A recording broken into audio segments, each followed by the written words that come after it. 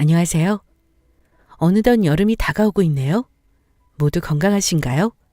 저는 마음이 너무 아프고 힘들어서 잠을 잘 수가 없습니다. 불면증이 워낙 심해서 잠자는 게 고통이었어요.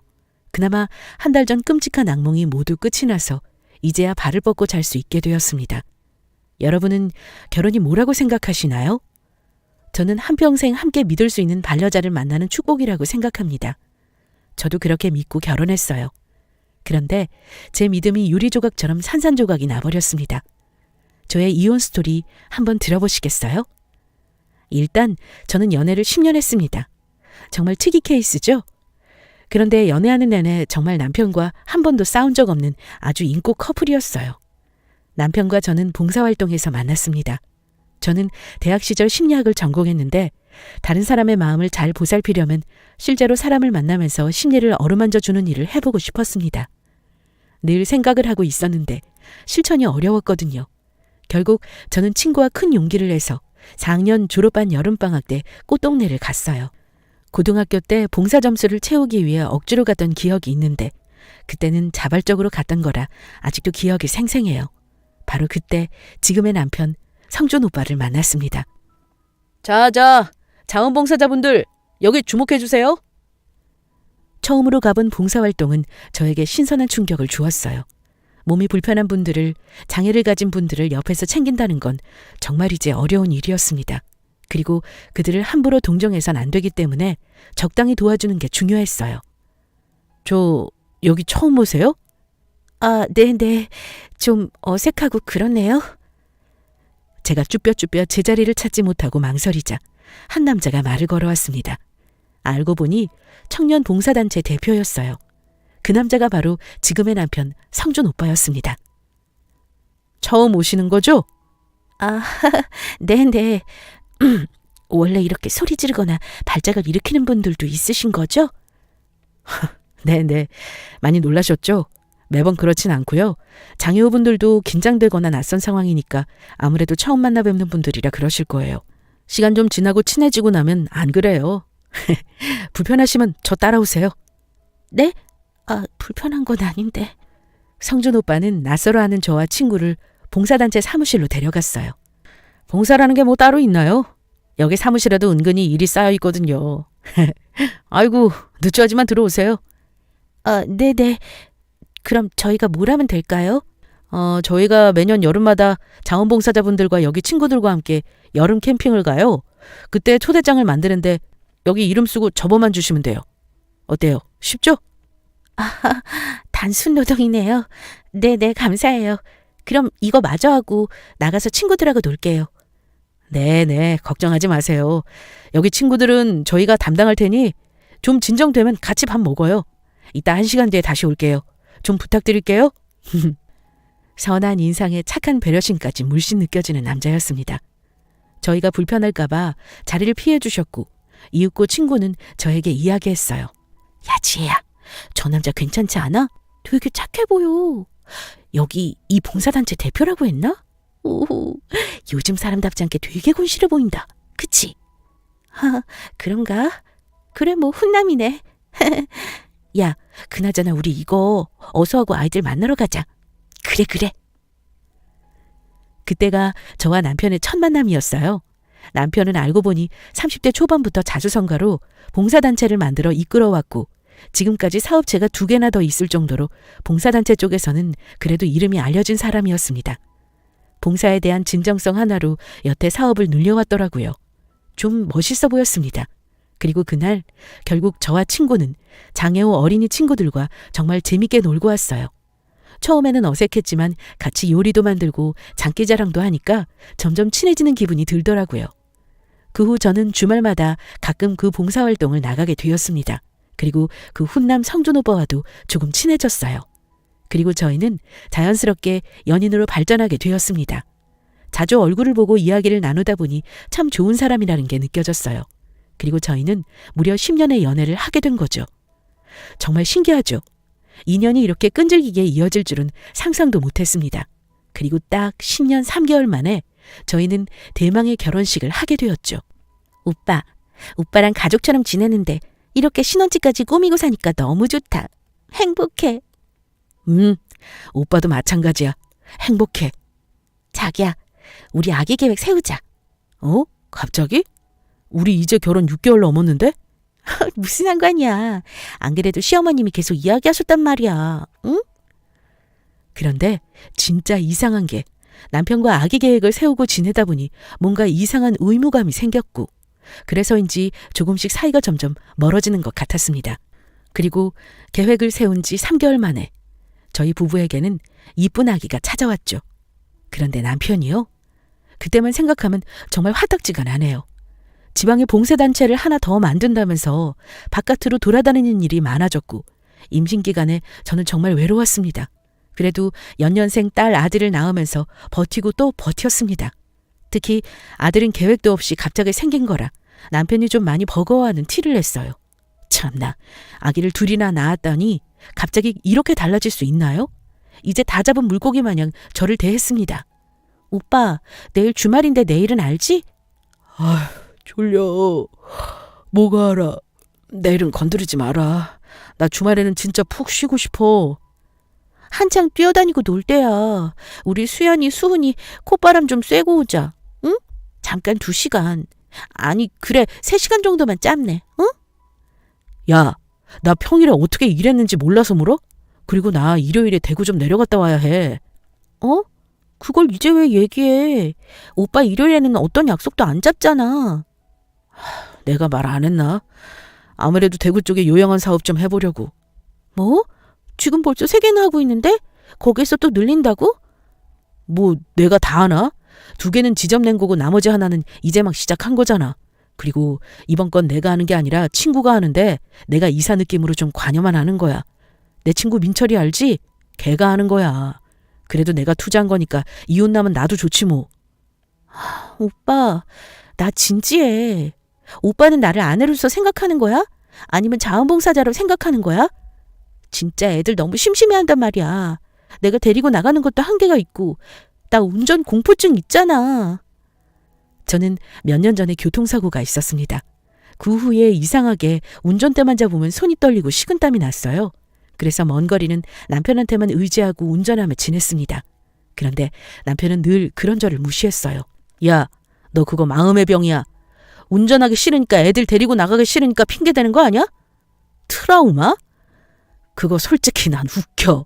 갑자기 운전이 왜 무섭냐? 겁쟁이냐? 난 몰라. 아무튼 애들 데리고 마트를 가든 뭐 놀이동산을 하든 해. 솔직히 난 가만 앉아서 있잖아. 그게 얼마나 힘든지 알아? 내가 카드 줄 테니까 갔다 와. 오빠는 늘 카드만 주면 다 되는 줄 알았습니다.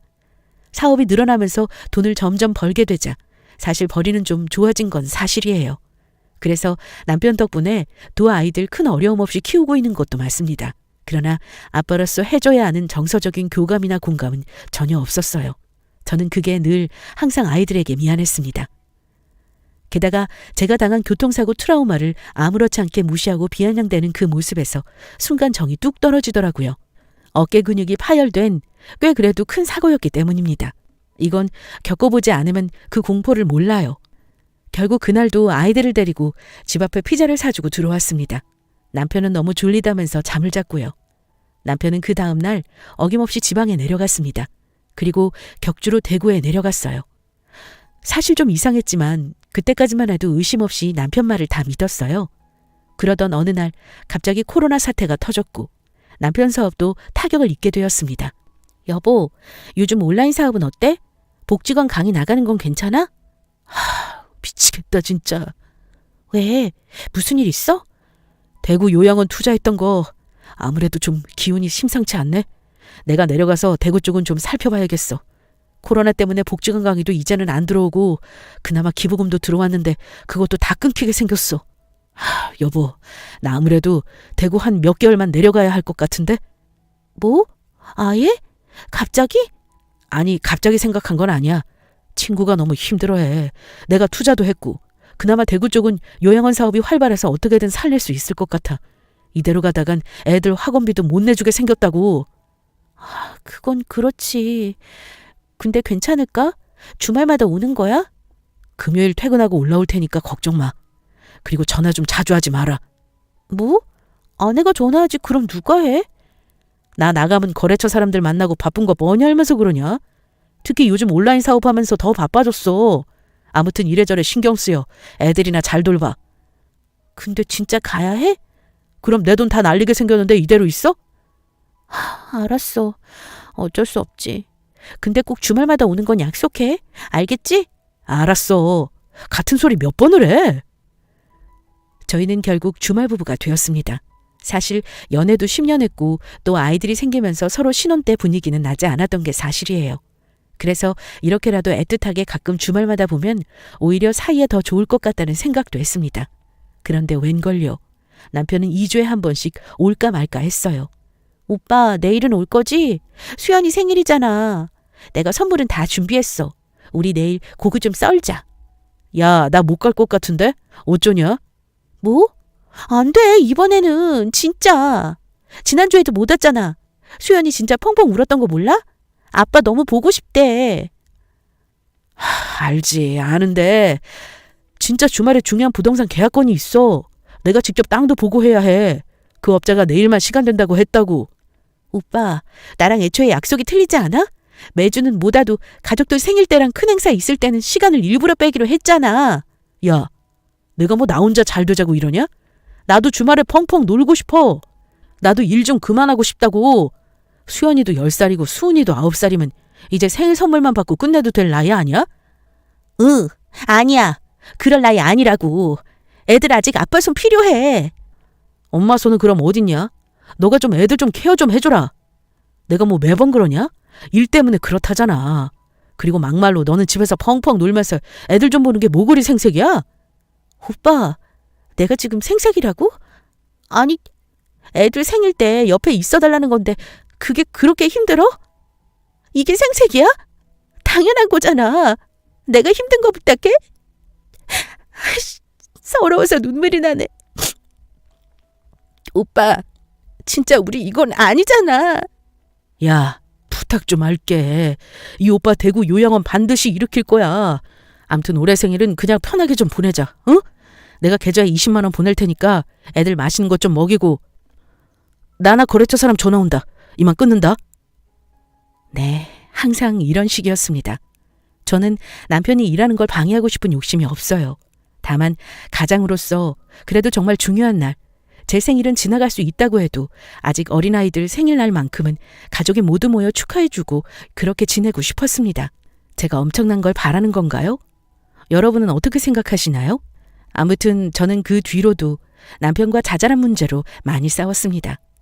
연애 10년 할 때는 그래도 쉽게 잘 풀었는데 이상하게 결혼하고 특히 아이를 가진 뒤에는 뭔가 서로가 서운한 게 쌓였는지 불만만 더 늘어났어요.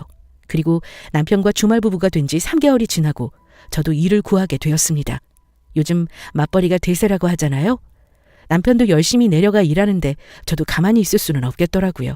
다행히 초등생인 아이들은 수업 후 학원 갔다가 저녁 때까지만 친정에서 봐주기로 하셨습니다.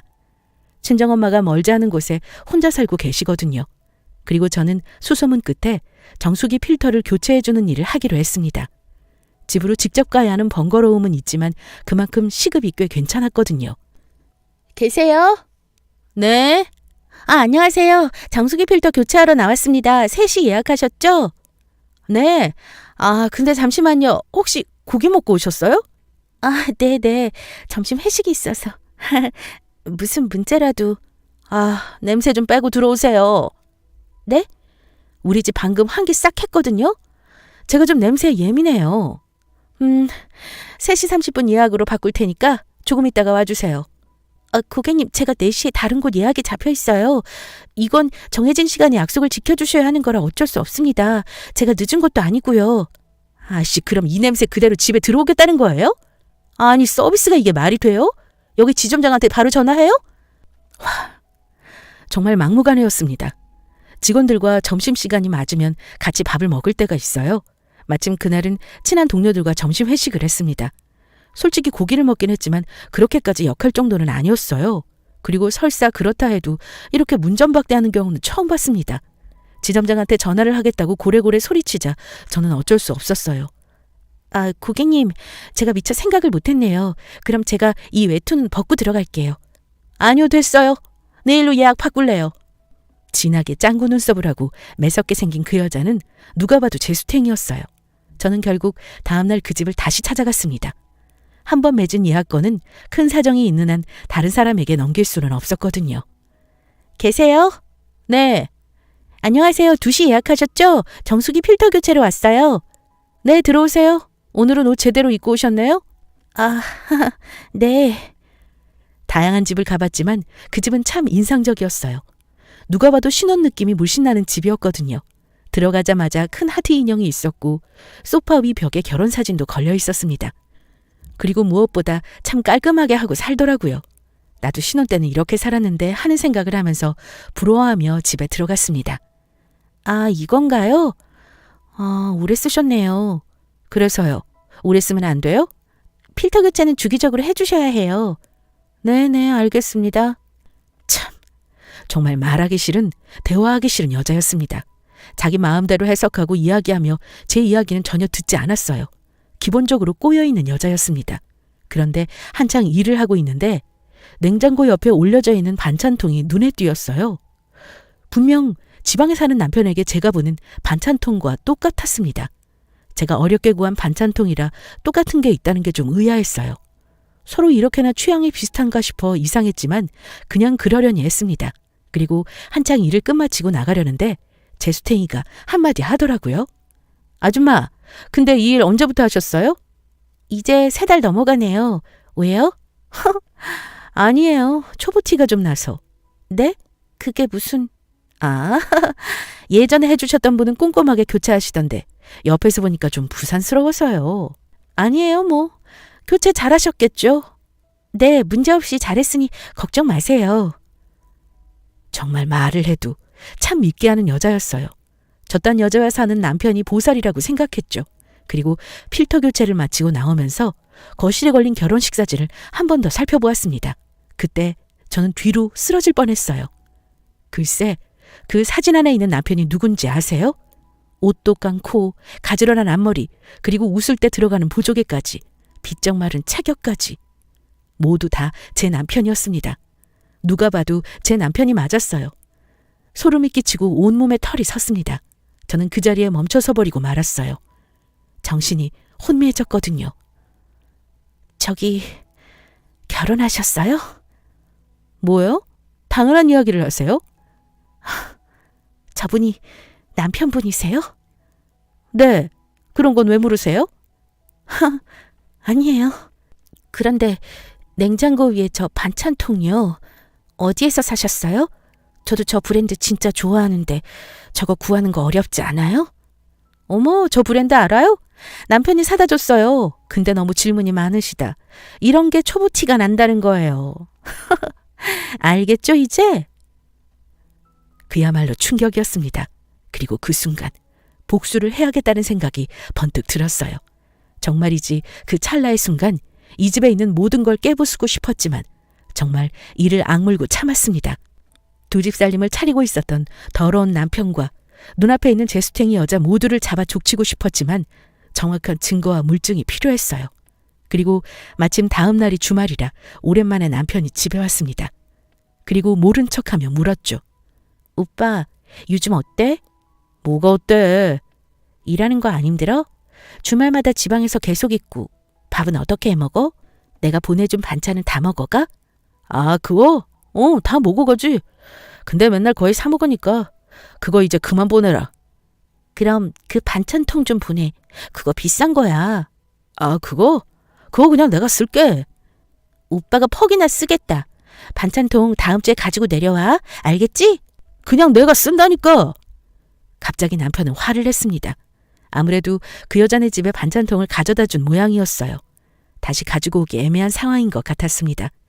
진짜 우라가 치밀고 머리통을 잡아 공차기를 하고 싶었지만 저는 꾹 참았어요. 이혼을 할 때 하더라도 위자료도 톡톡히 받고 상간녀 소송까지 해서 제대로 뭐라도 받고 이혼하고 싶었습니다. 그리고 저는 때를 기다렸어요. 하루는 남편이 또 주말에 내려오지 못한다는 연락이 왔습니다. 결국 저는 그 재수탱이 집에 한번 가보게 되었습니다. 아니나 다를까 그 아파트 주차장에 버젓이 남편 자동차가 서 있었어요. 저는 어서 사진을 찍고 남편에게 전화를 했어요. 야, 너 또 전화냐? 부재중 찍혔으면 좀 기다려라. 왜 이렇게 전화를 안 받아? 지금 어디야? 어디긴 어디냐? 일하지. 잠깐 현장 나왔어. 그래? 근데 오빠랑 비슷한 차가 여기 있네. 뭐 하는 거야? 아니, 한일 아파트 알지? 마트 가려고 걷다가 이쪽 잠깐 지나가는데 오빠 차가 버젓이 서 있네. 오빠 대구에 있는 거 아니야? 대구에 있지.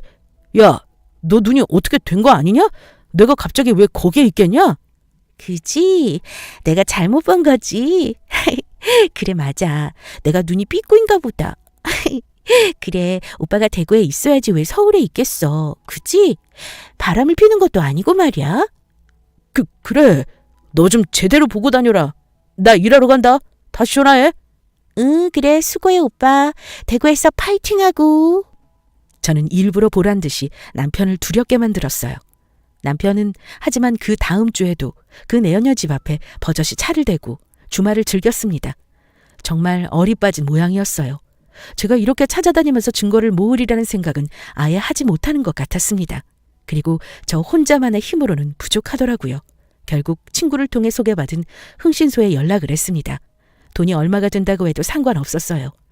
드라마에서나 나올 법한 이야기가 저한테 벌어지다니 정말 억장이 무너졌지만 아이들을 위해서라도 이런 개막장 같은 아빠와 살게 내버려둘 수는 없었습니다. 알고 보니 2년 전부터 내연녀와 살고 있었더라고요. 그때가 아들 수은이가 딱 초등학교 입학했던 때였습니다. 정말 아이들 생각을 하니 너무 미안해지고 오만 가지 생각이 들더라고요. 사모님, 지금 조사를 해봤더니 그 여자 임신도 했던데요? 정말요? 여자 나이가 몇 살이던가요? 이제 막 32살이요? 참나, 10살 나이가 훌쩍 넘는 거였어요? 와, 미친놈. 그리고 사모님, 아직은 남편분에게 절대 티내지 마세요. 좀 더 증거 모아야 해요. 네, 알았어요. 흥신소에 문의를 해보니 32살 간호조무사를 하는 여자였고 남편과 결혼해서 산 지는 2년이 넘었다고 하더라고요. 저는 정말 아무것도 몰랐던 바보 천치였습니다. 하지만 이렇게 당하고만 있을 수는 없었어요. 그래서 저는 남편 뒤를 밟기 시작했습니다. 또 그때 정수기 회사에서 일하면서 두 집 살림하는 그 신혼집을 알기 때문에 자연스럽게 그 더러운 것들이 함께 집에 들어가는 모습도 사진으로 찍을 수 있었어요. 게다가 주말마다 남편이 집에 오면 핸드폰에 있는 수상한 사진들과 달라진 것들도 모두 증거로 모아두었습니다. 그리고 때가 왔어요. 저는 일단 간호조무사로 일하는 여자의 직장에 무작정 찾아갔습니다. 어차피 빼도 박도 못하는 증거들이 차고 넘쳤기 때문에 제가 이렇게 움직인다고 해서 저한테 불리할 건 없었죠. 여기 이민정 씨 계신가요?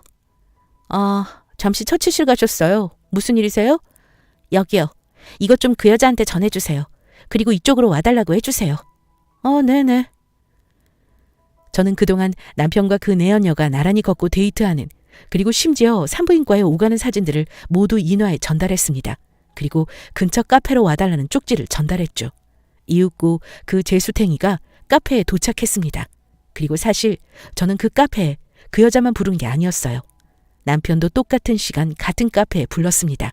말 그대로 삼자대면을 하고 싶었거든요. 야, 넌 뭐 이런 데서 보자고 그러냐? 간만에 평일날 쉬려고 내려왔는데. 아이, 귀찮게 정말. 오빠, 닥치고 앉아. 뭐? 야, 너 말꼬라지가. 너 꼬라지나 신경 써. 어? 저기 오네. 너 눈으로 똑바로 봐. 뭐? 누가 와? 남편은 순간 얼굴이 파랗게 질리더라고요. 재수탱이 그 여자도 눈빛이 엄청 흔들렸습니다. 결국 저희는 말도 안 되는 일을 만나고 말았죠. 남편과 아내 그리고 내연녀까지 말도 안 되게 한 공간 안에 마주 앉게 되었습니다. 손이 떨리고 힘들었지만 꾹 참고 말을 이어나갔어요. 야, 소라야, 너 왜 그러냐? 야, 소라야? 함부로 내 이름 부르지 마. 더러우니까. 이 더러운 것들아. 어때? 눈으로 보니까. 저한테 사진 보내셨던 분인가요? 맞아. 사진은 다 봤니? 네, 다 봤는데요. 근데 어쩌라는 거죠? 그리고 초면은 웬 반말인가요? 무식하게? 그래? 내가 너랑 초면일까?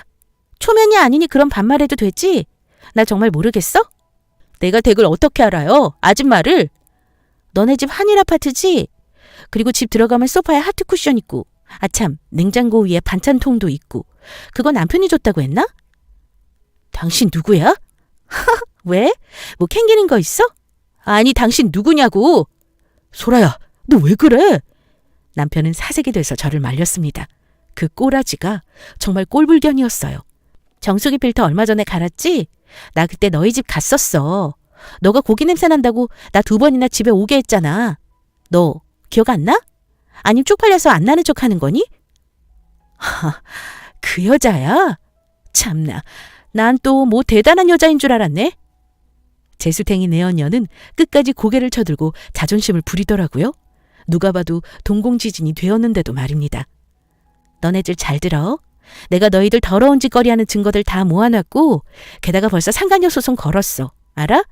너네 집 앞으로 소장 갈 거니까 준비해. 알겠어? 참나, 이봐요. 정말 무식하게. 오빠랑 나 그냥 친한 오빠 동생 사이예요. 안 그래, 오빠? 그래, 여보. 우리 그냥 친한 사이야. 그냥 여자 사람 친구 알지? 그 정도야. 아니, 여보 왜 그래? 진짜 창피하게. 갑자기 남편이 저를 보고 여보라고 부르더라고요. 정말 급했나 봅니다. 야, 이 개막장 우라질 것들아. 너네 잘 들어? 여자 사람 친구? 웃기고 자빠졌다 진짜. 너네 결혼 사진도 찍었더라? 정말 웃겨서 말이 안 나온다. 야, 너는 결혼을 도대체 몇 번이나 하냐? 뭐 결혼 전문 업체야? 그리고 너도 정신 차려. 이놈 우리만 가지고 논 거 아니야. 너 이 사진을 보고도 그런 말을 할래? 저는 결정적인 사진들을 들이밀었습니다. 바로 남편이 또 다른 여자와 모텔을 들어가는 사진이었죠. 흥신소에서 남편을 따라다녔는데 알고 보니 남편은 마사지샵을 다니면서 유흥을 즐기고 있었습니다. 흥신소에서 정말이지 마지막 결정적인 증거를 잡아주었습니다. 재수탱이 여자가 임신을 했는데도 그런 곳을 드나들면서 자기 욕구를 풀고 있었던 거였죠. 오빠, 이게 뭐야? 아니, 오빠 누구랑 이런 곳을 가는 거야? 아니야. 이건 아니라고. 합성이라고. 아씨. 야, 너 진짜 이런 쓰레기 같은 놈을 남편이라고 생각하고 결혼한 거니?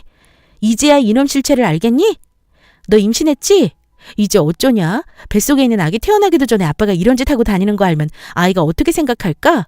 정말 부끄럽지도 않니? 너 이놈 결혼한 사람이라는 거 모르고 만났어? 너도 참 어리고 순진하다. 너도 죄 받는 거야, 이거사. 알겠어? 야, 너 그만해라. 아기 가진 사람한테 이게 무슨 말이야? 그만 못해? 어디서 편을 들고 있어, 이 우라질 놈이?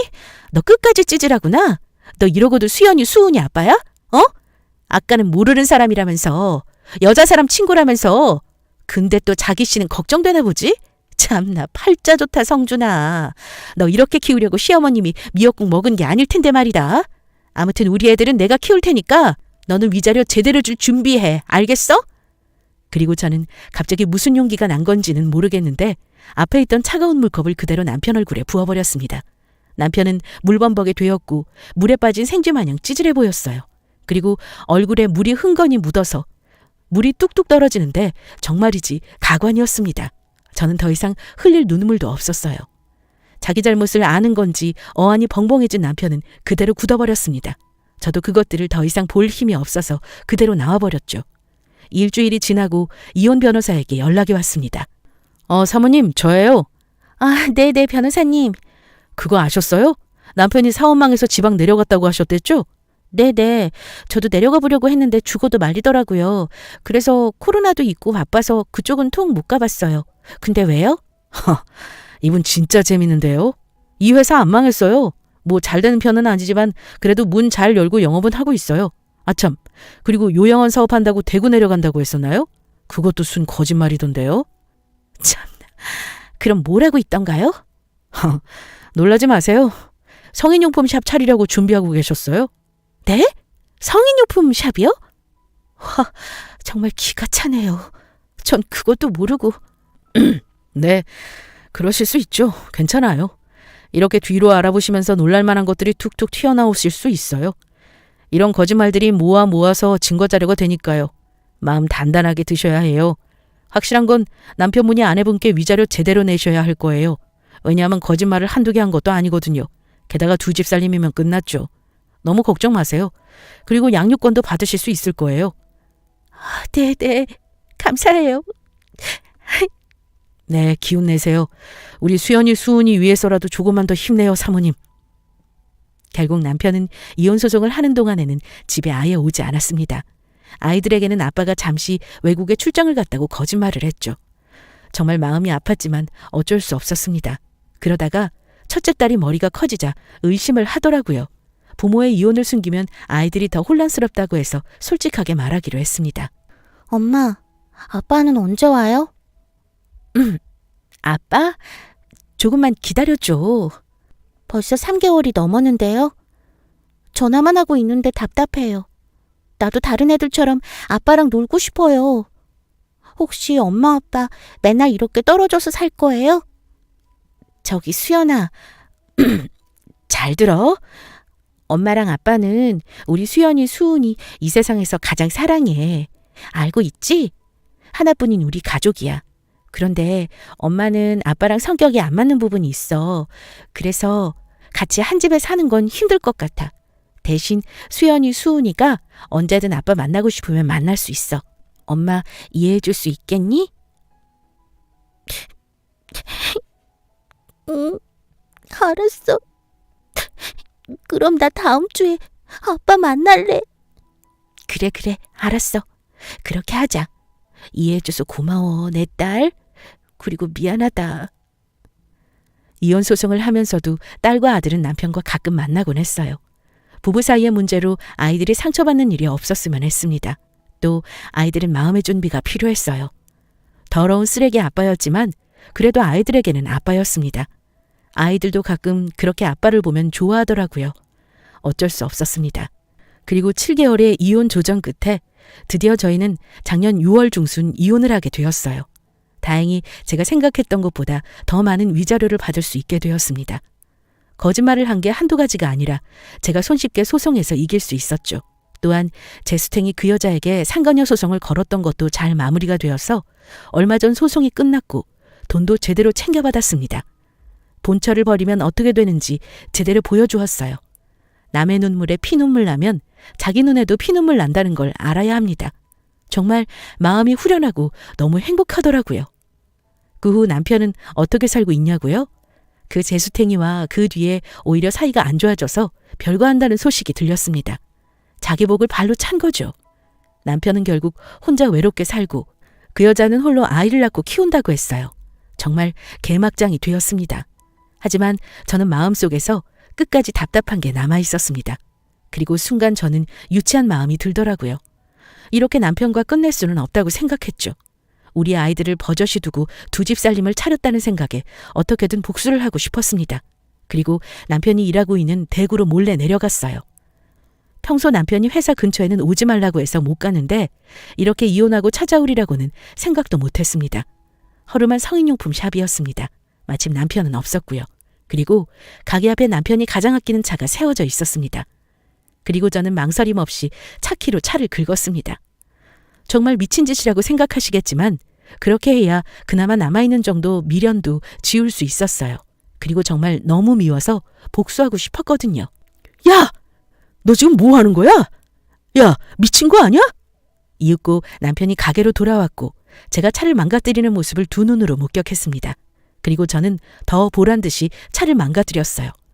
그리고 문짝 두 개는 못 쓰게 되었습니다. 뭐가? 너도 내 마음을 이렇게 만들었잖아. 안 그래? 야, 그만해. 그만. 내가 위자료도 물었잖아. 안 그래? 그만해? 야, 위자료 그딴 돈으로 우리 수연이, 수은이가 받은 상처가 아물어질 거라고 생각해? 너도 이제 이런 짓 그만해. 똑바로 살아 너. 그리고 이제 이혼했으니 말하는 건데 우리 수연이, 수은이 다시는 볼 생각하지 말고 애들한테는 잘 설명할게. 알았어? 내가 경고하려고 온 거야. 우리는 아빠 없는 셈 치고 살 테니까 그렇게 알아. 저는 가끔 수연이, 수은이에게 찾아오거나 전화를 하는 남편이 너무 꼴보기 싫었습니다. 이제 와서 자식들을 챙기려고 하는 모습이 너무 화가 났거든요.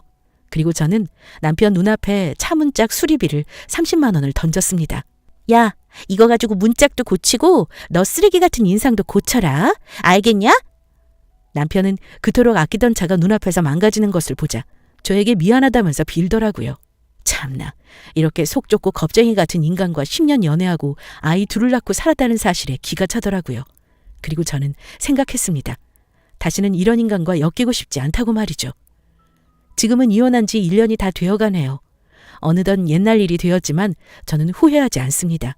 아이들에게도 그 뒤에 충분히 설명해주고 이해시켜 주었습니다. 다행히 아이들은 저희의 이혼을 받아들여 주었어요. 정말 고마웠습니다. 여러분, 바람을 피는 놈들은 정말 끝도 없이 핀다고 하죠? 인간, 그거 고쳐 쓰는 거 아니라는 말도 있고요. 여러분도 혹시 주변에 바람 피는 놈이 있다면 참지 마세요. 용기 내서 당당하게 진실을 밝히고 요구하세요. 여러분은 모두 소중한 사람들입니다. 사랑받을 만한 충분한 자격이 있는 분들이죠. 이제 어느덧 여름이 오고 있네요. 선선한 여름바람처럼 여러분 인생에도 시원한 바람이 불면 좋겠습니다. 지금까지 제 이야기 들어주셔서 감사합니다.